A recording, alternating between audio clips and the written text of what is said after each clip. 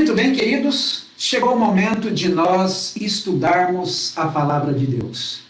Algumas semanas atrás nós iniciamos uma série que por questões técnicas estivemos interrompidos uma série de semanas aí, mas vamos retomar agora.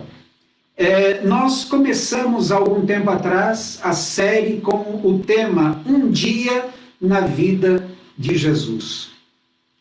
Nós falamos naquela ocasião e vamos repetir agora que às vezes a gente tem a ideia de que Jesus ele tinha uma vida sossegada, uma vida pacata, uma vida tranquila, só indo daqui para lá, abençoando uma pessoa aqui, fazendo um milagre ali.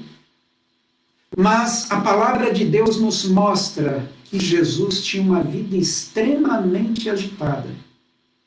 E nós começamos, como eu disse no outro encontro, a estudar um único dia na vida de Jesus, para a gente ver quanta coisa, quanta atividade acontecia em um único dia na vida do nosso Mestre. Lembrando que, diferente do que hoje nós acostumamos, que o dia é contado de meia-noite a meia-noite, na Bíblia nós encontramos que para Deus a contagem do dia é diferente. Para Deus o dia começa com o entardecer. Se a gente olhar lá em Gênesis capítulo 1, a história da criação deste mundo, nós vemos lá uma sequência de dias ali, onde a Bíblia diz, houve tarde e manhã o primeiro dia, houve tarde e manhã o segundo dia, houve tarde e manhã o terceiro dia. E a Bíblia traz uma série de outros versos a definição de que o dia bíblico, ele vai de uma tarde a outra tarde, de um pôr do sol a outro pôr do sol. E nós vimos no outro encontro, baseados no livro de Lucas, capítulo 8, abra sua Bíblia aí, já deixa aberta em Lucas, capítulo 8, nós vimos ali, a partir do verso 22, Lucas 8, verso 22, a história do começo deste dia que nós estamos analisando. Jesus havia passado o dia inteiro pregando, não vou aqui entrar em detalhes, se você quiser ver esse detalhe, é só olhar aí, nós temos esse sermão aí, tanto aí no Facebook, ou no meu canal no YouTube, tem ali também. Você pode olhar esse sermão que a gente pregou ali, você vai poder acompanhar. Mas a gente viu naquela ocasião que Jesus passou o dia inteiro pregando dentro de um barco, e no final do dia, já cansado, ele fala, vamos para o outro lado. E quando escurece e começa então o novo dia, vem aquela tempestade, onde Jesus demonstra que não importa qual o problema que eu e você estejamos atravessando, não importa qual a tempestade que estejamos passando, podemos ter a certeza de que mesmo que pareça que Cristo está dormindo, Ele está conosco dentro do barco, cuidando de nós. E na hora que mais precisarmos, Ele vai dizer, mar, te aquieta, vento, te aquieta. Porque a nossa vida está sob o controle dEle, Ele está cuidando de nós. Amém? Mas, vamos continuar então. Isso foi só o comecinho do dia. Nós deixamos o relato interrompido naquele momento em que Cristo acalma a tempestade, manda o vento parar, manda o mar se aquietar. E o texto sagrado diz que todas as pessoas se maravilharam da autoridade que ele tinha sobre os poderes da natureza. Tente imaginar como é que foi o resto desta viagem. Será que alguém mais conseguiu dormir naquele barco? Ninguém conseguiu mais dormir, estavam maravilhados com Jesus. E Jesus, se a gente olha a sequência do texto, Jesus dá um puxãozinho de orelha neles e pergunta, escuta, onde está a vossa fé? E a pena inspirada nos diz que nos momentos a seguir, nas horas a seguir, na sequência da travessia, Jesus esteve ensinando para eles, fortalecendo a fé deles e ajudando-os a entenderem que o poder de Deus está à disposição de cada um de nós. Mas então chegaram do outro lado do lago, atravessaram durante a noite e ao amanhecer chegaram do outro lado. E então, vamos para o texto de hoje, Lucas capítulo 8, verso 26. Então rumaram para a terra dos Gerazenos, fronteira da Galileia. Lembra? Paramos no relato do mar sendo acalmado. Então agora, depois de tudo calmo, rumaram para a terra dos Gerazenos, fronteira da Galileia. Verso 27. Logo ao desembarcar, veio da cidade ao seu encontro um homem possesso de demônios, que havia muito não se vestia, nem habitava em casa alguma, porém vivia nos sepulcros. E quando via Jesus, prostrou-se diante dele, exclamando e dizendo em alta voz: Que tenho eu contigo, Jesus, Filho do Deus Altíssimo? Rogo-te que não me atormentes. Porque Jesus ordenara ao espírito imundo que saísse do homem, pois muitas vezes se apoderara dele. E embora procurassem conservá-lo preso com cadeias e grilhões, tudo despedaçava e era impelido pelo demônio para o deserto. E então, eu convido você para a gente pular lá para o verso 35, que diz assim: Então saiu o povo para ver o que se passara, e foram ter com Jesus. E de fato, acharam o homem de quem saíram os demônios, vestido, em perfeito juízo, assentado aos pés de Jesus, e ficaram dominados de terror.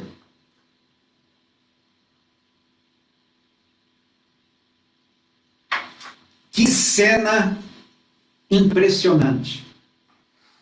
Quando a gente olha o que os outros evangelhos narram sobre esta cena, quando a gente vê também o que o livro Desejado de Todas as Nações nos conta sobre esta cena, a gente consegue ter um quadro mais completo dessa situação.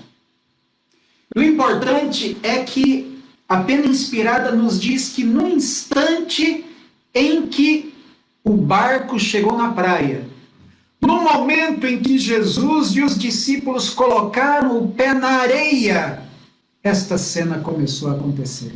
Mas você lembra por que Jesus quis ir para esse lugar? Você lembra por que Jesus quis que atravessassem o lago e fossem até esta região? Porque Jesus estava cansado, Jesus queria descansar, Jesus queria ficar um tempo a sós com seus discípulos.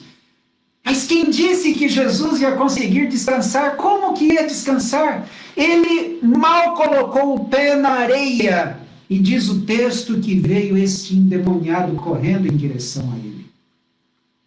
Quando a gente lê os outros dois relatos, Mateus e Marcos, a gente vê que ao invés de um, eram dois os endemoniados. Por que Lucas menciona apenas um? Não é importante para nós isto. O importante é que eram dois. E talvez este um tenha chamado mais a atenção de Lucas ao narrar a sua história. Mas o fato é que esses dois homens se aproximam de Jesus e é uma cena terrível. Uma cena que chocou aqueles que estavam com Jesus.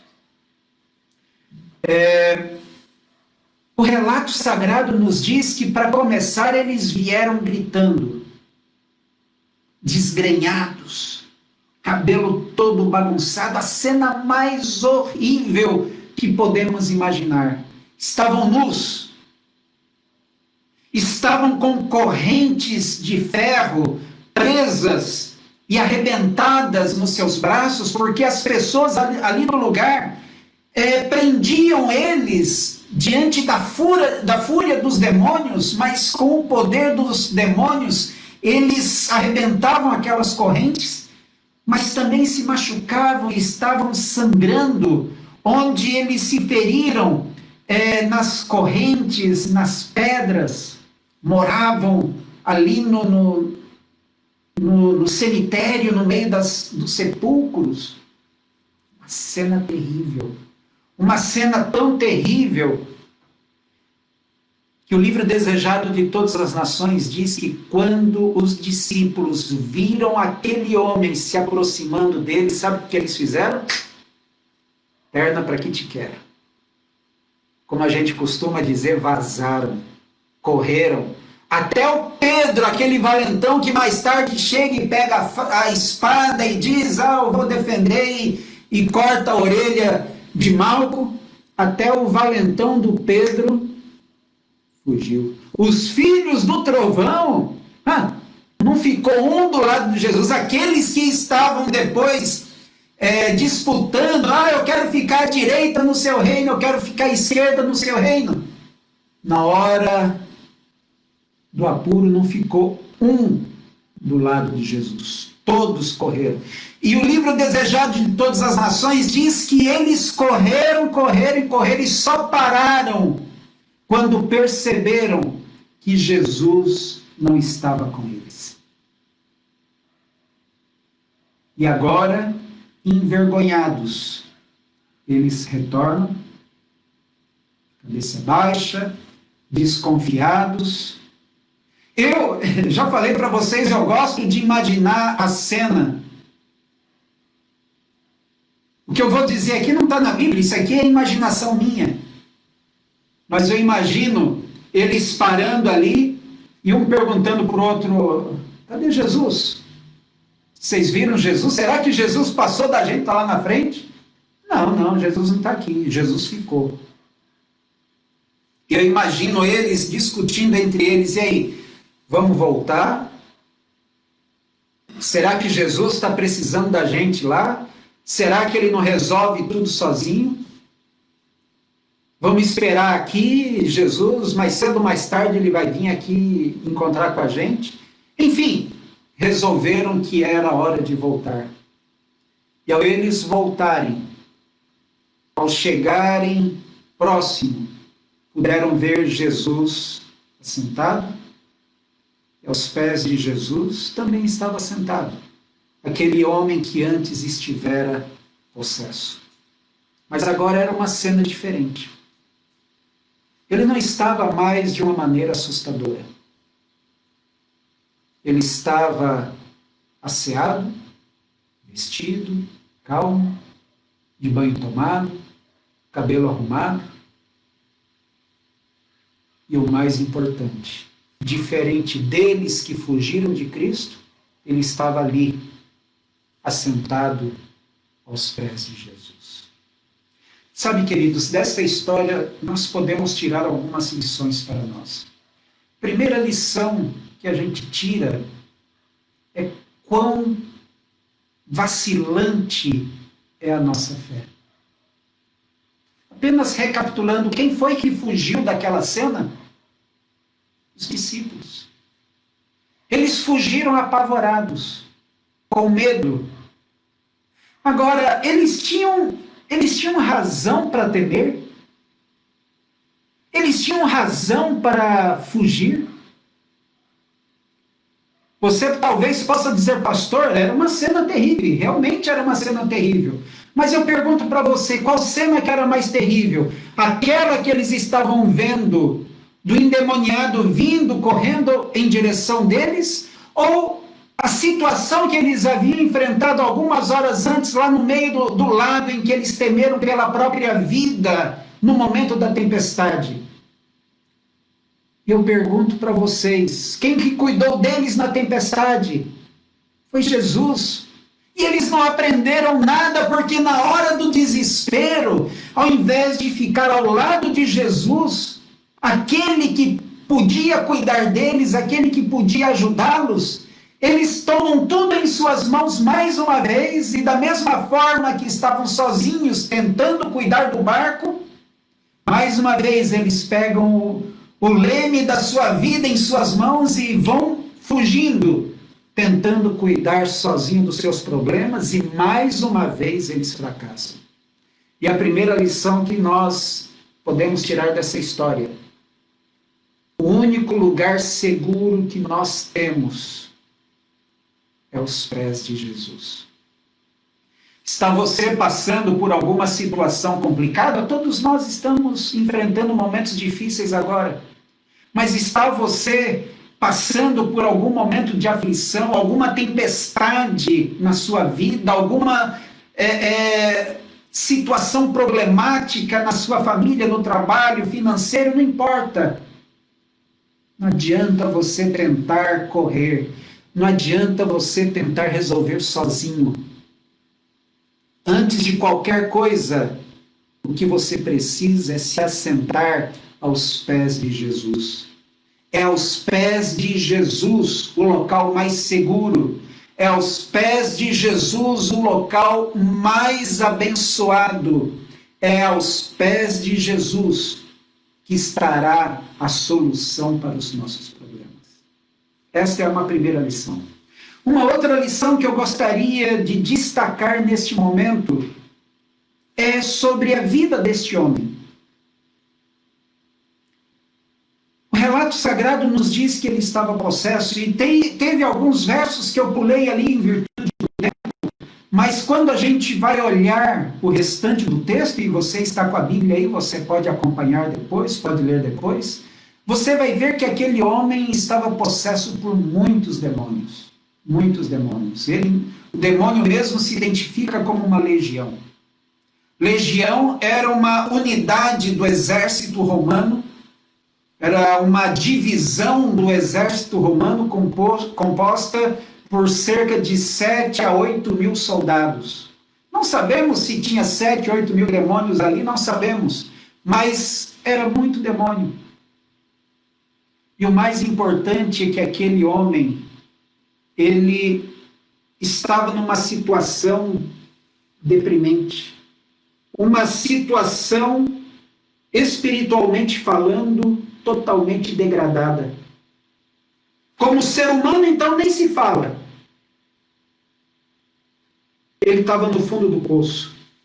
E o mais interessante, queridos, é que o relato sagrado, a pena inspirada, nos diz que ele chegou nesta circunstância por escolha própria.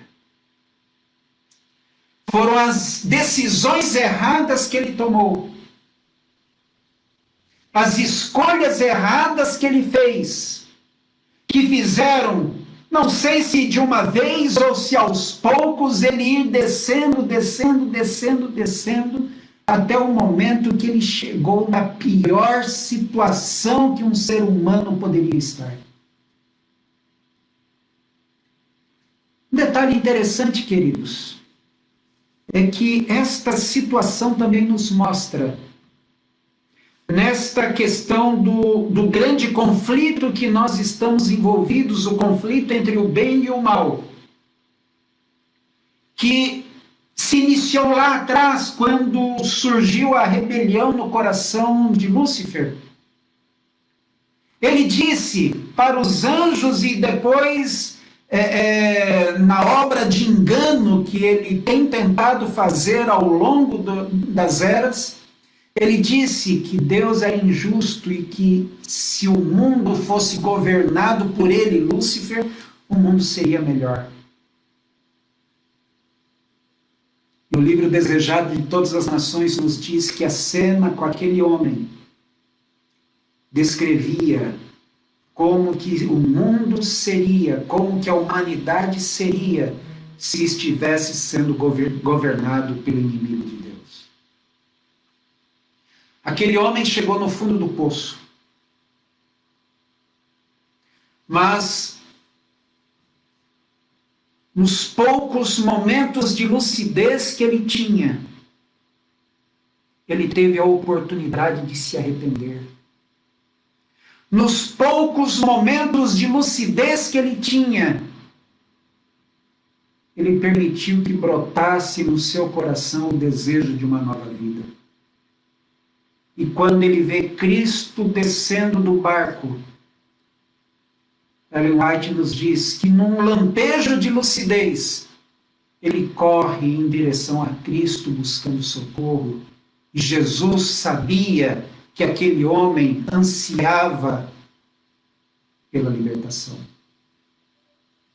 E Jesus, então, faz o milagre da restauração. Expulsa o inimigo.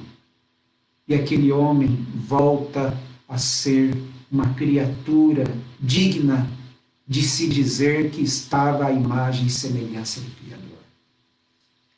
Sabe, queridos, essa história nos mostra que não importa como eu e você estejamos, não importa o tamanho do pecado que nós tenhamos cometido, não importa quão fundo nós tenhamos descido no poço de pecado, nada disso importa.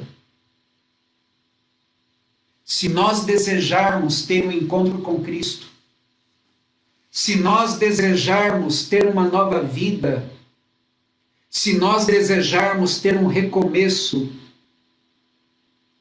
Cristo está à disposição para nos ajudar. Cristo está à disposição para te ajudar. Talvez você possa dizer, pastor, eu já fui longe demais, eu já pequei demais, meu pecado é grande demais, não tem mais jeito. Eu digo para você que se para aquele homem teve jeito,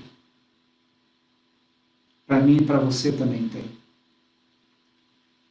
Eu não vou dizer aqui o lugar onde isso aconteceu, mas alguns que estão nos ouvindo talvez se lembrem.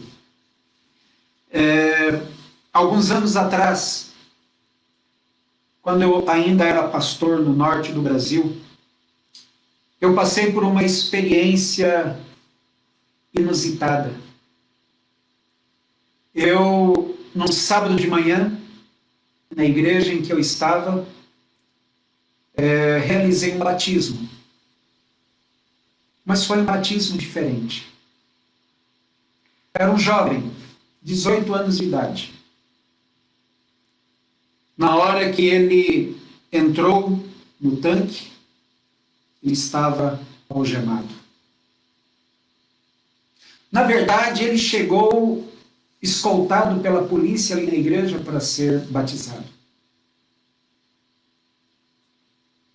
Ele chegou acompanhado por 4 policiais militares. Eu me lembro bem.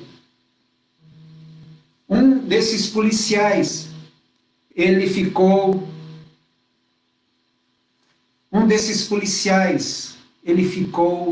dentro da igreja. Outro policial ficou do lado de fora da igreja, na frente da igreja. Outro policial ficou do lado de fora, nos fundos da igreja. E outro policial ainda, ele ficou na sala pastoral, junto com esse rapaz que ia ser batizado, durante todo o programa. Ele entrou no tanque algemado, e na hora que ele entrou algemado, eu pedi para o policial, pelo menos agora, nesse momento, tirar a algema para poder batizar. O policial concordou, tirou a algema, eu batizei. Ele, ao sair da água, já estendeu a mão, foi colocada a algema novamente, ele já foi tirado imediatamente. Não entregamos o certificado ali naquele momento, o certificado foi entregue depois na cadeia para ele, porque terminado o batismo ele só trocou de roupa e já voltou imediatamente para a cadeia. E alguns irmãos não entenderam direito o que estava acontecendo. A polícia foi bem discreta, quanto a isso não há problema nenhum, mas não tinha como não perceber que a polícia estava ali. E a polícia estava ali, e alguns irmãos pensaram que era porque ele era perigoso demais. Mas não. A polícia estava ali para proteger aquele rapaz. Por incrível que pareça. Quando nós fomos